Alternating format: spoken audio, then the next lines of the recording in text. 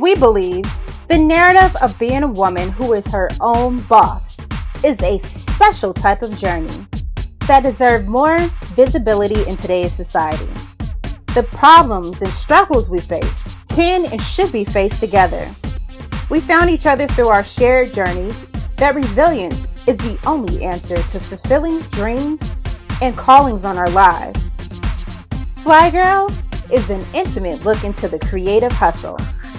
Through the stories of women who are dope, determined, optimistic, passionate, energized, we decided to share the power of creativity to empower the world and ourselves.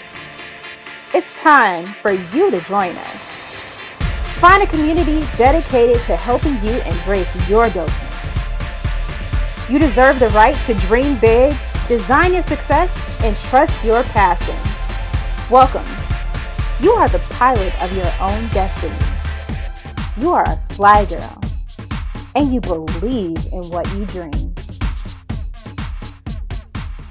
Welcome to Fly Girls. I'm your host, S.LadyBug. We're here in the flight deck, and I will be your pilot for today, and I'll be co-piloting with Adesha Adefela. Hello.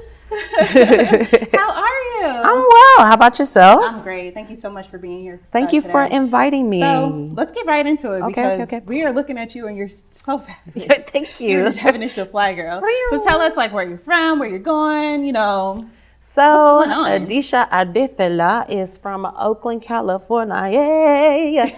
Although I was born in San Francisco, I don't claim San Francisco the way I claim Oakland. I mean, San Francisco got enough love, okay? Yeah. I always like to give people a little disclaimer about me, like by explaining my name. Mm-hmm. So, Adesha means voice, actually. And at one point in my life, I didn't even want the name because I didn't know the meaning. Mm-hmm. My mom gave it to me out of the blue. I did some research, found out that it meant voice, and I was like, it's my name. Yeah. Grew into my name.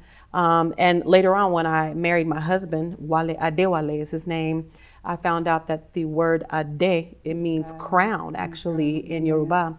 So I was like, the two crowns came together. So, I mean, this is just extra confirmation. So last name, first name, both mean crown and crown. So a part of that is who I am, or all of it is who I am, being a queen, accepting my queendom and accepting the dynasty that I'm from. So where are you taking this dynasty?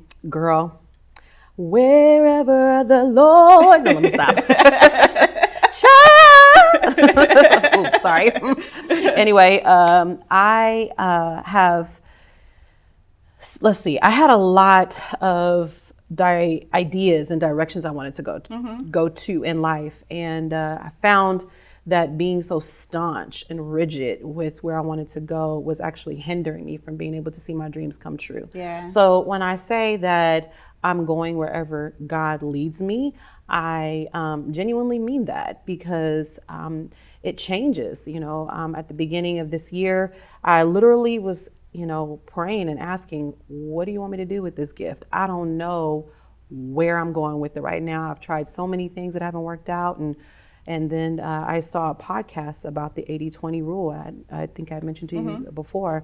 And basically it was saying only 20% of what you did last year worked. Focus on that. I was like, okay, cool. We're going to focus on that. And basically what that was performing with my brother, Jonah. Yeah. And so you guys are really great. Thank you. Thank you. We appreciate that. So we started doing a lot of performing together and it's worked beautifully. And so that's what's working this year. And that's the direction we're going in this year. But when I review the 80-20 rule at the beginning of 2019, it might be something completely different. It may be. Yeah. So one of the things about being a creative entrepreneur, I'll call us creative entrepreneurs because as an artist, it's just like you're building this business. What has been the thing or the event in life that has led you into this moment of sharing your power of creativity to empower the world? I pause at this because it's a subject that's very deep, and, But when I was in my early 20s, I lost my cousin, George C. Scott, to senseless gun violence. And he was such an amazing creative. And I think about how much potential was lost when he was killed. And I remember seeing actually, my mom and I were the ones who went to go and see if it was his body, actually. And I remember in that moment just even feeling like, oh my gosh, this is such a huge loss. What am I going to do as a result of this loss? I couldn't say anything for 6 months. I couldn't cry about it. I think I was just in shock. And eventually I was able to deal with it by songwriting. Yeah. And I wrote a song about him. I started sharing that song with different people. And literally at one show where I sang the song, a girl came up to me afterwards and said, you know, I was thinking about taking my life, but I decided not to based on what you shared today.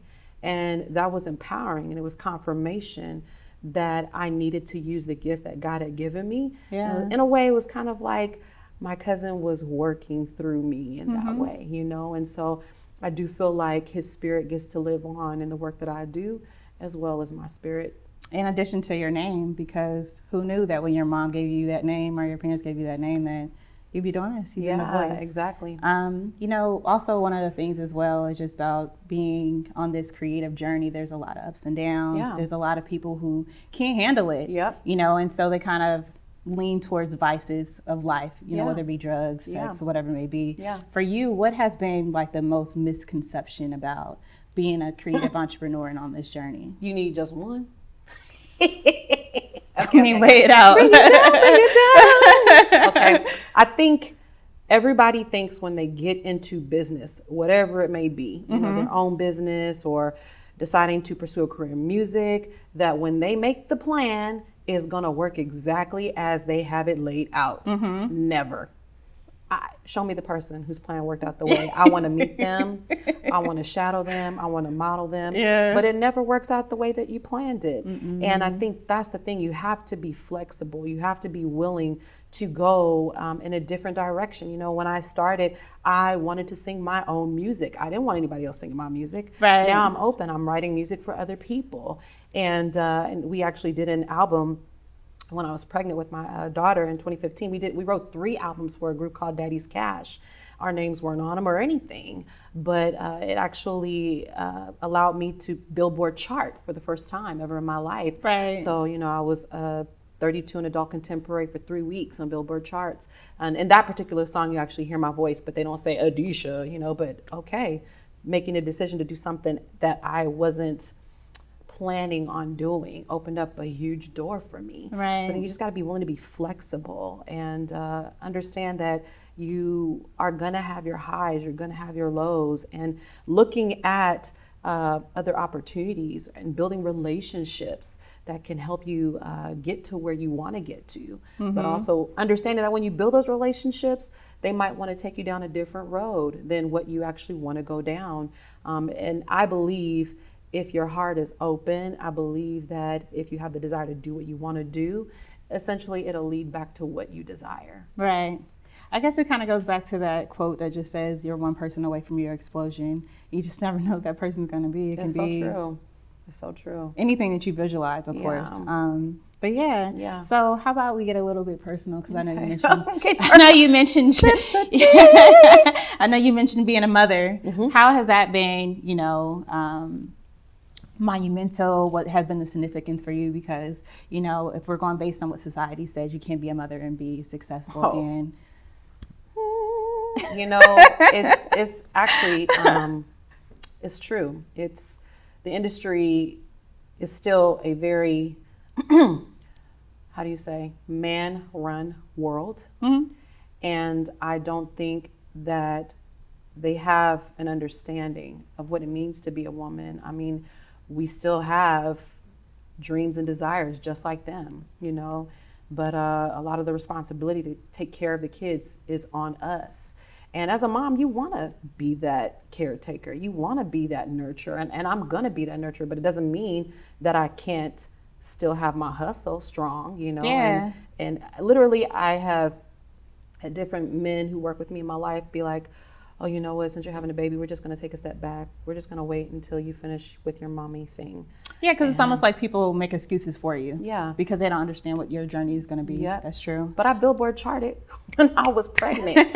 Okay. And you're currently performing constantly. Yeah. And, you know, I I did a music video for that band that I was working for, 3 months pregnant. We shot from 11 a.m. to 3 o'clock in the morning, and I was in 5-inch high heels.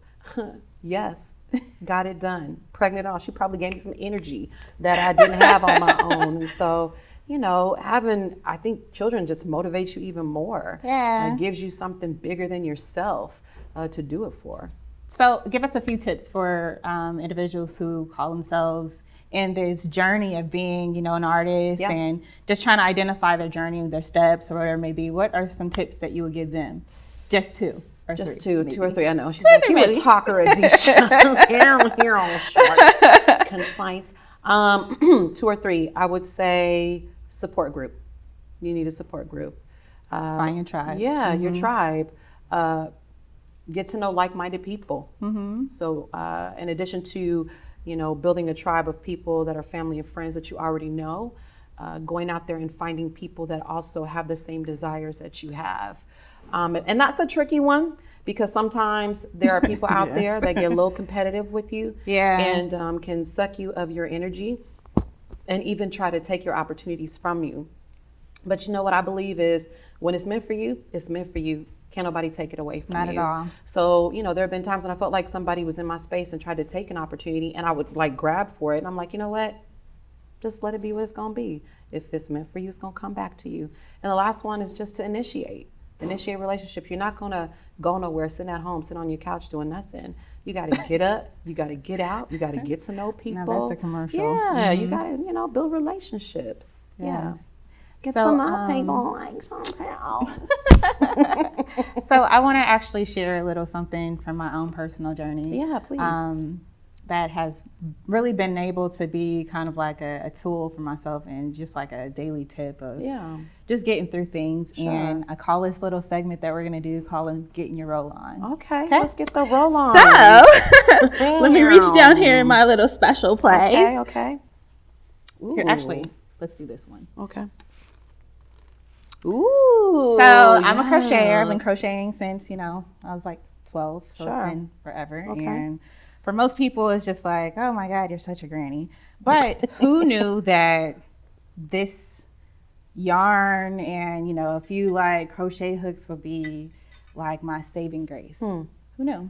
And so just when you're talking about your cousin, George C. Scott, correct? Yeah. Yep. Earlier, you're going to find the beginning of it. Got it. I wanted to actually pull this out then because these are those moments where you're like carrying things. Yeah. And so the concept is that you're just literally wrapping everything that's whatever kind of energy you don't want to carry into a yarn ball. Right? Yeah. And so it's just like you're literally just wrapping it. Wow. And I find myself in spaces where, you know, like you said, identifying your tribe is the first tip that you give them, right? And identifying your tribe is not as easy as you thought because you may start on a certain level where you believe that like you have like-minded goals or whatever it may be, and then once you get over that one thing that you did, it's just like it's a reason, season, or lifetime, right? And you just never know when you're starting off. Yep. And so for me, I found myself in a million spaces where, you know, I was kind of alone just in my thoughts and, you know, even just being a creative entrepreneur, like it's not, you don't get this level of like, okay, this is the list of things that you need to do. You know, like you need to start off by doing this, you know, you need to do this. You're always told follow your dreams, but no one ever gives you like this list of how to. And so like the journey becomes, you know, figuring it out on your own. Yeah. And so for me, through like I would call them mini milestones and, you know, just doing different things has become utilizing this yarn to do so. Yeah. You know, so then it becomes, okay, follow your dreams. Yeah. Journal your journey because you have to keep documentation of doing so, which is, you know, some kind of like level of, you know, your scientific methodology of getting where you need to get to. And then the last thing is thinking and linking, in which is this part. Thinking and linking. You get to touch them. Nice. So it becomes like this thought, and then you have this physical sense of you doing something, and then you're linking them together. Wow, that's beautiful. Yeah. Come on, sis. Thinking and linking. And so while we're doing this, so you're basically just gonna, let me start over because I know I just kind of got right into it because you unloaded. You unloaded. I had to put it somewhere. You unloaded. So we're going to start all over. Okay. So you have this beginning, right? And then you're just going to wrap just around whatever strong can you have. Okay. And you're going to wrap it like I'm going to take off my 5-10 African ring. times. Okay, so we're going to put it right here. And why not take a sip? This is almost like a sip and stitch. Yes. So yeah, you're going to wrap it like 5-10 times around one hand. 1, 2, 3, 4, 5, 6, 7, 8, 9, 10. It's real longer. Okay. And then you want to take it off. Okay. And then so in the middle, you're going to wrap the middle kind of like a bow tie. Okay. And you're going to put like 5 or 6 in there too. 3, 4, 5. Okay. And then you're going to fold it like over. Okay. Fold it over. Yep. And just wrap. Nice. And just keep on like turning and wrapping until you get Ooh, like a I can ball. see how this is therapeutic. Yeah. So then all the things that we just discussed, you know, like whatever the journey may be, you Yeah. find yourself maybe going in the store and you get some yarn now. Wow. And then you think about Ladybug told you to do Yes. this. I'm almost like, does Ladybug need me to come over her house and just help her wrap? Oh my gosh. Come over her Be house clear and that help her wrap. wherever I go, because you know I'm always in flight. Girl, I'm I like, mean, there's what? people who are like riding next to me on the airplane. You know, like kids, men, Yeah. older women, young, anybody. Do they is- see you doing this and go, can I help? And they become a part of my process. Oh my As goodness. soon as they say, oh my God, I love this, be like, let me show you how to do this. I can see this. So the yarn has a storyline, literally a storyline. You know, that's I actually call it a beautiful. stitch of life. A stitch of life. Yeah, because like you're kind of like putting your life form into whatever Yeah. you're doing, right? Yeah. And then when you get to the point where you're actually going to make something, you're stitching it all together. Wow. It becomes a story Yeah. that never ends. Yeah. You know, like just as an artist saying, like my stitches will always outlive me. Yep. And whatever I'm putting in. So it's almost like silent prayers. Yeah. All the positive energy is going towards something that's being created, you know? This So, yes, while we're doing this, Yes. we're going to talk about what's up and coming for you. Okay. What's up and coming for me? Well, Well, is it a little secret? drop it on us. So I have this project I've been working on throughout the What's it summer. called? It's called Things to Consider. Now, what do you do when you get into one of these little? Oh, there you go. It's Boom. just like life. You have to untangle it. Woo-hoo! These are all lessons. Yeah. I don't know if y'all knew, but Crochet got lessons. I'm sitting here, she preaching to me, okay? So I have an EP coming out called Things to Consider. I worked with a wonderful DJ producer named Vincent Kwok. And this is the project that is crystallized after becoming a mom. So, I mean, I had an album that I completed right when I found out I was pregnant. Okay. And haven't come out with an album since. I kind of lost my way, to be honest with you, and didn't know what to do with the energy I was receiving with regards to being a mom, and just feeling like people felt some kind of way or afraid. Right. And even for me, you know, I think I had my own stigmas based on social constructs. You know, did I say that right? I think I did. You did. Anyway, so this project called Things to Consider. Uh-huh. That sounds like NPR things. Yeah, Things to Consider. Yeah. The songs are all questions. Such and as? Are you gonna love? And are you feeling me? Or feeling you? Question mark. And a better way? Question mark. Or there is a better way to consider? Not necessarily a question mark, but a statement. There is a better way. Yeah.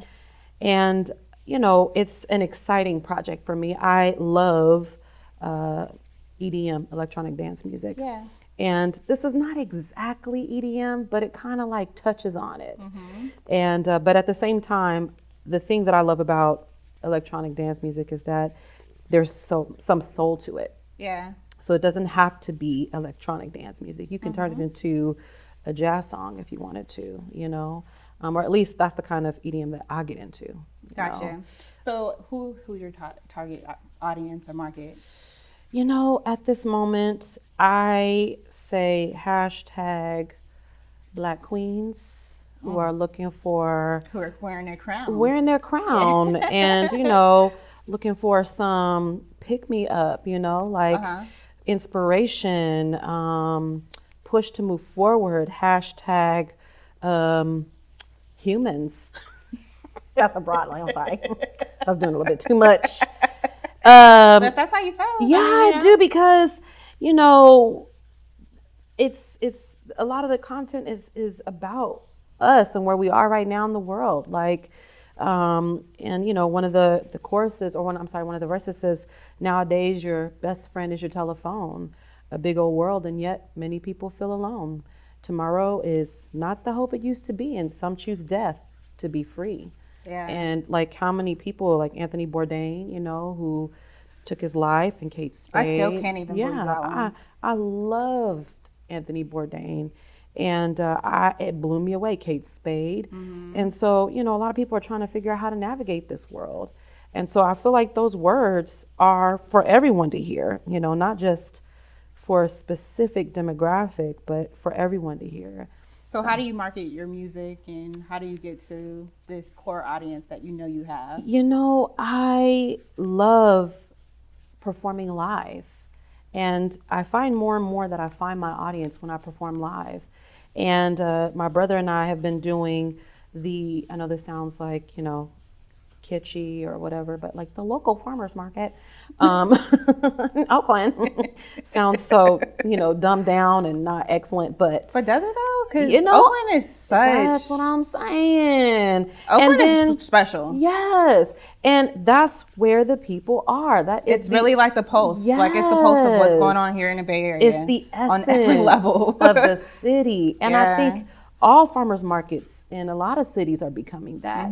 And the thing that I appreciate about it is we don't realize that farmers markets are grounding. Like, there are literal farmers there that are touching the soil, that are growing crops, and you know, organic is like a huge thing, and which is weird, because at one point it wasn't an option of not even saying exactly. Like, organic wasn't a word. It was wasn't just like, a word. I grow my food. Nobody cared, you know what I mean? Yeah. So, but the fact that, you know, there are farmers there and people want to get their food farm fresh. And so, you know, you get people there who are conscious about what they're eating, and conscious about their relationships, conscious about their spirituality, you know? And so I truly believe a place like the farmer's market has served us and helped me to even see my demographic even clearer, you know? And so I, you know, hashtag hipsters, hashtag, you know, black men, hashtag black women, hashtag crazy rich Asians. Melanin popping. Hashtag melanin popping.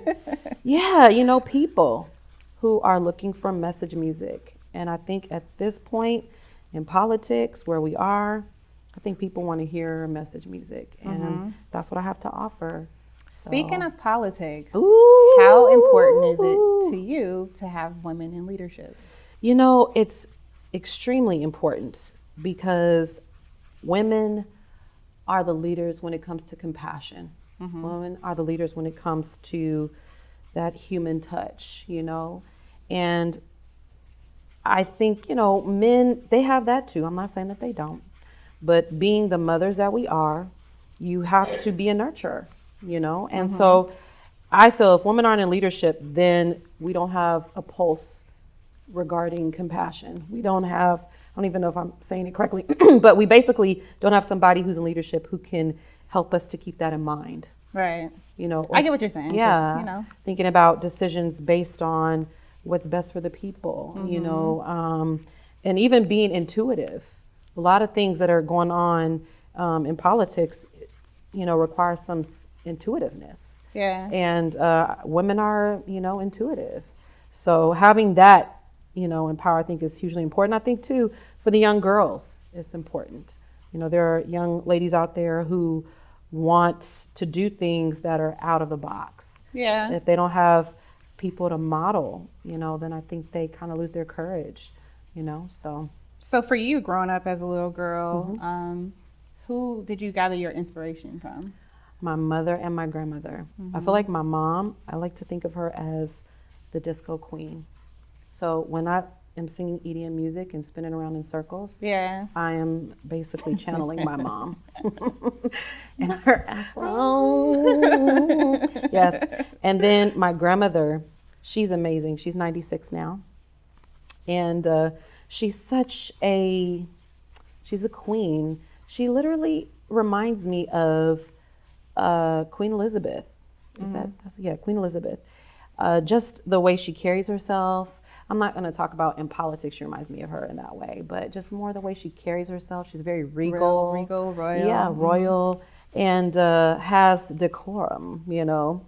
And even, yes. And she crochets. She crocheted my mother's wedding dress. Yes, she did. I remember having that conversation with her. I was like, yes, Grandma. Yes, girl. And you know, she was the kind of mom who, you know, she had 7 kids, but look at me messing up. She would often help with other people's kids. Ashley looks really good. Yeah, good. You're doing a good job. You moving fast. You can tell you're a pro. Like, you got a ball. I mean, you are giving me a lot of energy right now. Anyway. So 7 kids. 7 kids. And she's from New Orleans, Louisiana. Okay, And, you know, she was, I hate to say a maid, but that's the truth. And, you know, she would tell this story about, or actually, she wouldn't tell it, my aunts would tell, about how, you know, the maid would, or the woman who owned the house would get rid of her curtains and give them to my grandmother.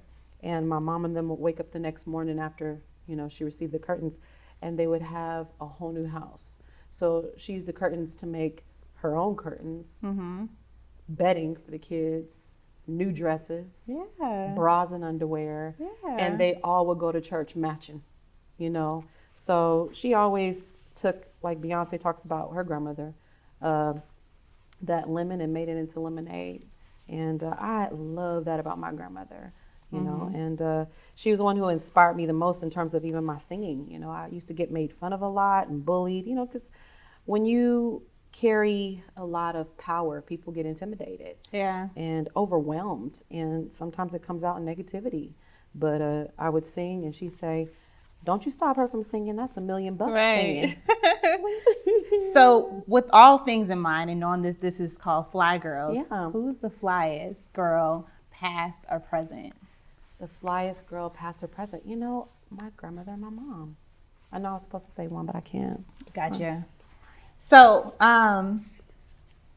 yes, you are going to give us a little bit of this moment, if you like. Sure. I'll offer you the opportunity. Why to not? do so. Let's do it. I mean, I already know your wonderful voice because I come and see you perform all the time. Thank you. But I think people need to gear up and get ready for all things considered. Yes, things to consider. So, yeah, let's have a little moment. You got it. I'm there. Let's go.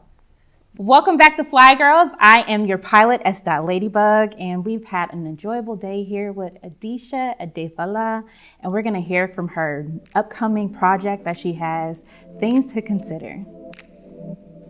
I'm going to start off with a song called Are You Gonna Love?